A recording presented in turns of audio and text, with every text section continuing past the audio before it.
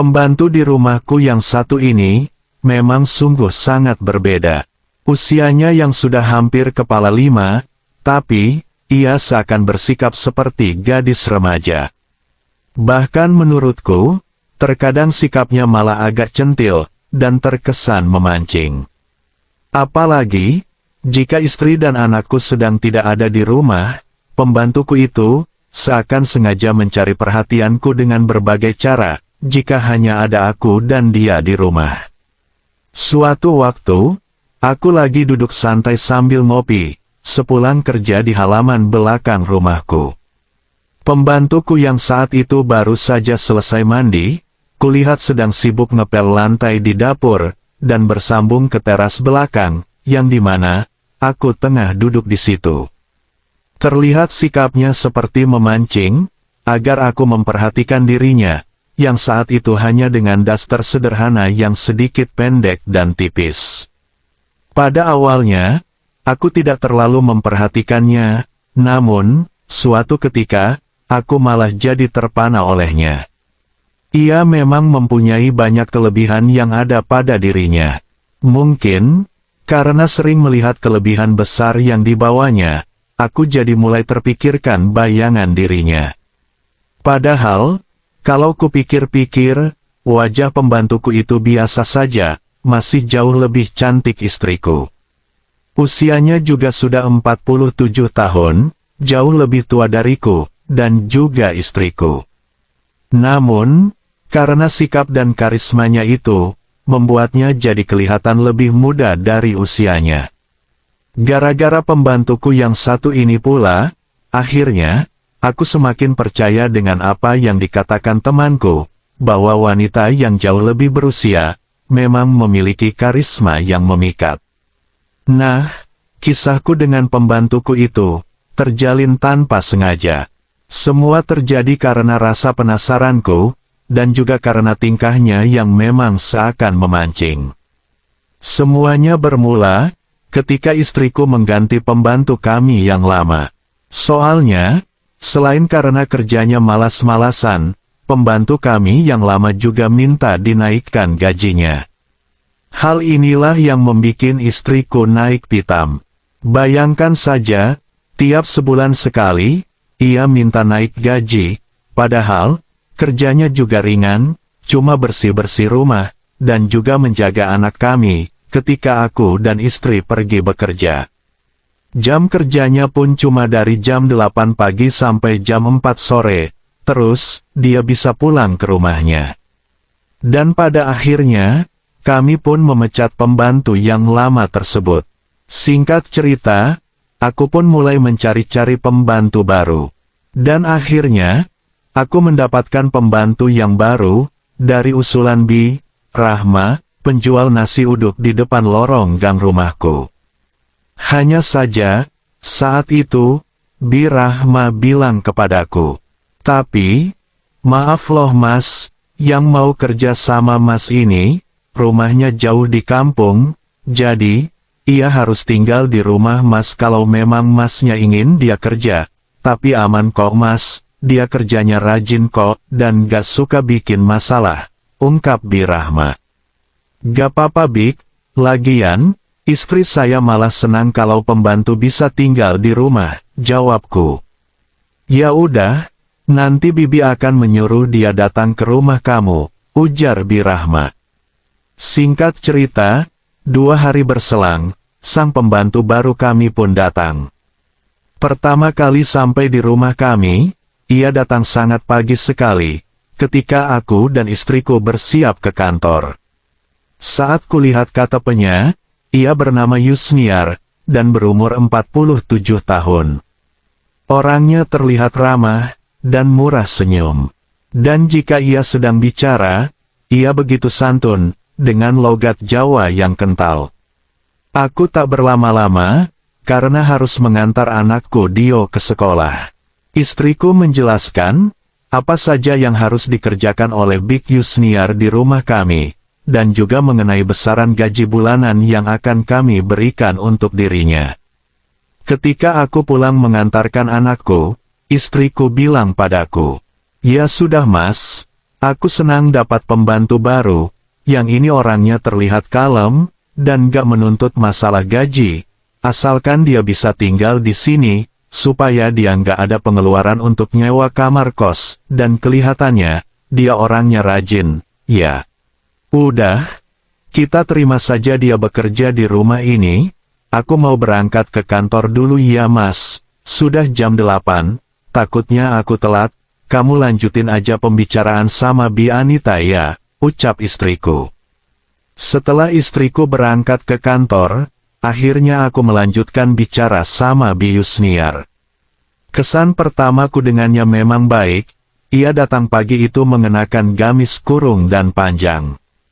Bik, tadi saya sudah membicarakan sama istri, dan kami menerima Bibi bekerja di rumah ini, tapi maaf ya Bi, kalau ruangan pembantu di rumah ini nggak terlalu luas, dan juga harus dibersihkan dulu, soalnya, pembantu yang lama kan nggak menginap di sini, jelasku.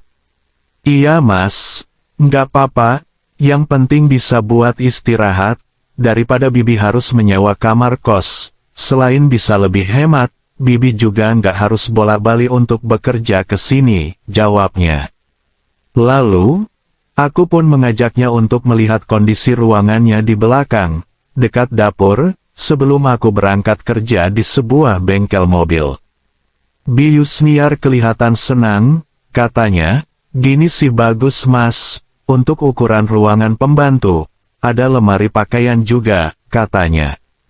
Dia pun hendak mau ke rumah saudaranya dulu, untuk mengambil pakaian yang dititipkan di sana. Namun ternyata, saudaranya itu adalah Bi Rahma, langganan nasi udukku di depan gang. Biar saya saja yang mengambilkan tas pakaian dan barang milik Bibi, sekalian saya mau beli sarapan, biar Bibi bisa membersihkan ruangan Bibi, dan bisa mulai kerja di sini, ucapku. Makasih mas kalau begitu, maaf loh, Bibi jadi ngerepotin masnya, balasnya. Saat itu, kulihat ia biasa saja, tidak terlalu cantik, dan kerutan sudah terlihat di wajahnya, namun, wajahnya tidak membosankan bila dipandang berlama-lama. Kulitnya putih bersih, walaupun ada sedikit tanda penuaan pada dirinya. Namun, yang mencuri perhatianku adalah, ia yang agak gemuk, dan yang ada padanya itu sangat menarik dipandang. Awal bekerja di rumahku, Bi Yusniar bersikap biasa dan sewajarnya saja. Aku dan juga istriku, merasa sangat cocok dengan Bi Yusniar, karena, menurut istriku, ia sangat rajin dan telaten. Semua sesuai dengan yang diinginkan sama istriku. Selain itu, si Dio, anak kami, juga sangat akrab dengan Bi Yusniar. Nah, suatu ketika, sehabis aku dan istriku menunaikan kewajiban di ruangan kami, aku berkata pada istriku, "Kamu ini kok males banget ngurus anak sendiri sih dek, apa-apa sama pembantu, Dio butuh perhatian dari mamanya juga, kamu ini maunya enak pas bikinnya aja seperti ini, tapi, mengurus anak males banget," ungkapku. Tapi, istriku malah menjawab, "Ya iyalah mas, kalau pas lagi bikin seperti ini, mana ada si wanita yang gak senang, apalagi, kamu selalu berhasil membuat aku bahagia mas, kalau soal ngurus anak, ya bukannya aku males mas kan lihat sendiri, dia lebih lengket sama kamu," sahut istriku. Selama ini, kondisi dan suasana di rumah terasa biasa saja, dan berjalan sewajarnya. Namun, semuanya berubah, ketika Bi Yusniar sudah 3 bulan bekerja di rumahku. Aku sama istri sudah sangat cocok dengannya, dan kami sudah menganggapnya saudara sendiri, yang menjadi bagian dari keluarga kecil kami. Kadang, istriku malah nyuruh aku nemenin ngobrol ketika dia ngantuk, saat kami sedang menonton televisi di ruang keluarga. Aku dan Bi Yusniar menjadi semakin akrab, dan bahkan, kadang-kadang, obrolan kami mulai ngelantur, dan menjurus kemana-mana. Hingga semuanya pun terjadi, ketika Dio, anakku, sedang libur kenaikan kelas, dan istriku mendapat cuti dari kantornya. Sehingga, ia mengajak Dio untuk pulang kampung, ke rumah mertuaku selama hampir 2 minggu. Istriku menyuruhku agar gak usah ikut, karena, nanti aku nggak bisa dapat bonus dari bosku. Lagi pula, kata istriku, biar ada yang di rumah selama dia dan Dio pulang ke rumah orang tuanya. Di hari pertama kepergian mereka, aku hanya berdua sama pembantuku. Semuanya juga masih biasa saja, namun, saat itu, aku mulai melihat ada perubahan dari Bius Niar. Terutama, dalam hal berpenampilan.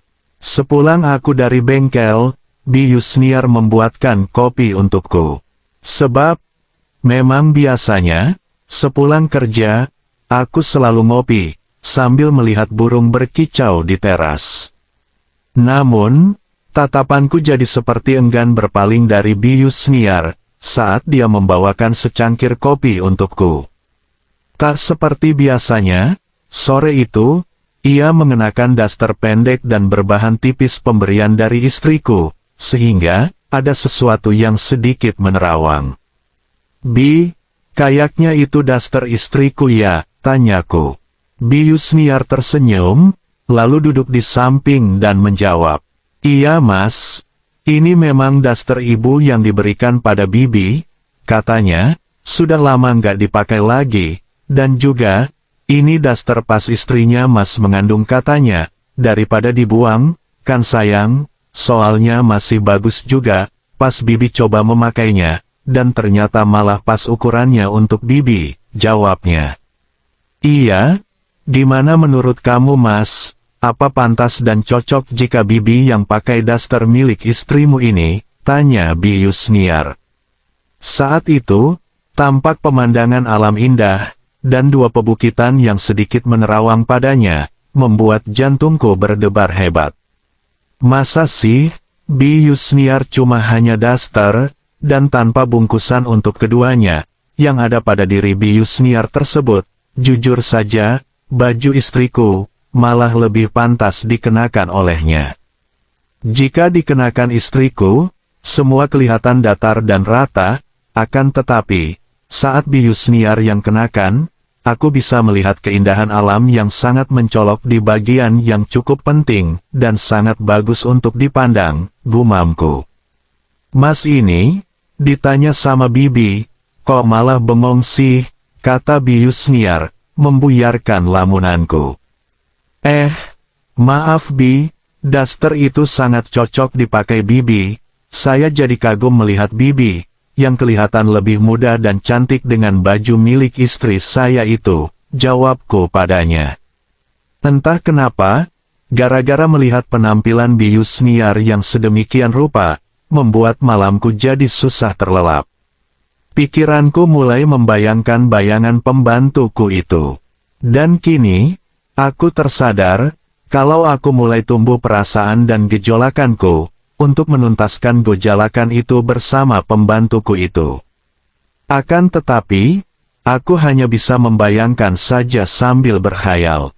Soalnya, Bius Niar masih ada anak dan suami di kampung halamannya, sedangkan aku, juga sudah punya anak dan istri. Mana boleh aku berpikiran sampai seperti itu sama pembantuku. Hingga suatu malam, aku mencoba membangunkannya, karena aku merasa lapar, dan ingin dibuatkan nasi goreng oleh Bius Niar, pembantuku. Namun, baru saja mau mengetuk pintu ruangannya, dan ternyata, pintunya gak tertutup rapat, sehingga, ada sejengkal celah di sana.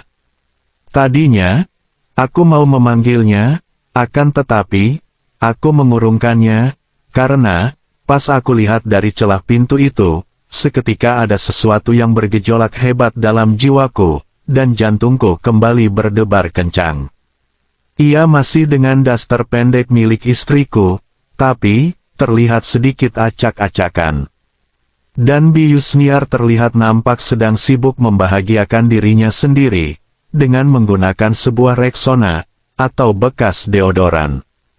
Memang, Aku tidak bisa melihatnya secara langsung, tapi kesibukannya saat itu bisa aku lihat dari pantulan cermin lemari pakaian yang ada di ruangannya. Dan sontak saja, aku jadi terpengaruh melihatnya yang sedang dalam kondisi demikian itu.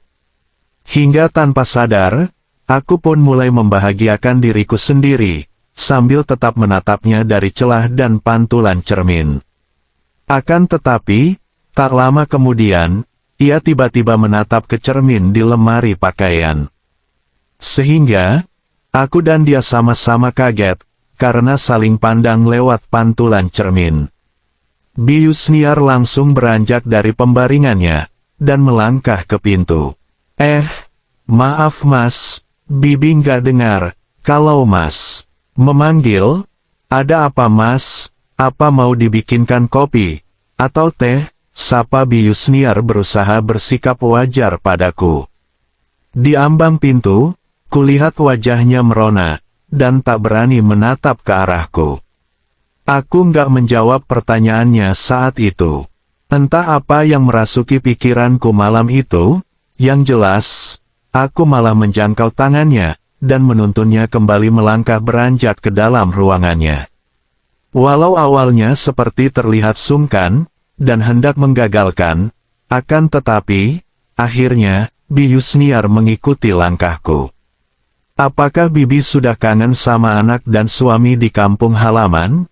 Kenapa Bibi sampai seperti itu sendirian, dan juga membahagiakan diri Bibi sendiri? Kalau Bibi kangen sama suami, Bibi bisa minta izin saja untuk pulang kampung, sebab, sudah 3 bulan Bibi kerja di sini, dan berjauhan dengan anak dan suami Bibi, ucapku. Dan saat itulah, aku jadi terperangah dengan pengakuan dari Bius Niar. Dengan wajah yang semakin merona menahan malu, Bius Niar meminta maaf padaku, kalau selama ini, dia sudah berbohong pada aku dan istriku. Maaf ya mas, sebenarnya, Bibi, sudah lama hidup sendirian, karena, suami Bibi, sudah lama meninggal. Waktu itu, Bibi terpaksa berbohong kalau Bibi masih punya suami dan anak di kampung, sebab, istrinya mas, nggak mau menerima pembantu yang masih gadis, ataupun sudah janda, karena, istri mas khawatir, kalau nanti, mas sampai macam-macam sama pembantu, ungkap Bius Niar. Bibi juga minta maaf, dan Bibi jadi malu, karena mas telah melihat kebiasaan Bibi kalau sedang ingat sama mendiang suami, ungkap Bius Niar, dengan tersipu. Iya, aku ngerti kok Bibi tenang saja, aku akan jaga rahasia ini kok, sahutku. Tapi, Bibi juga mau bilang terima kasih pada mas, karena, mas gak sampai membuat Bibi sedih, sangat berbeda dengan mantan majikan Bibi yang lama. Mas tahu kan bosnya mas yang ada di bengkel, sebenarnya, dia itu mantan majikan Bibi yang lama mas. Bibi sempat bekerja pada bos kamu mas selama 1 tahun, tapi, Bibi akhirnya dipecat oleh istrinya, sebab, istrinya mengetahui, kalau bosnya mas itu, saat malam, ia sering pindah ke ruangan Bibi, dan selalu saja membuat hati Bibi sedih, karena dia tega yang demikian itu sama Bibi. Ungkap Bius Niar dengan panjang dan lebar. Tentu saja aku kaget mendengar pengakuan Bius Niar, ternyata, bosku merupakan mantan majikannya Bius Niar. Tapi, di lain sisi, gejolakanku juga jadi semakin bergemuruh, dan penasaran akan pengakuan Bius Niar, bahwasanya, bosku itu sudah sering seperti itu dengannya, dan membuat hatinya sedih.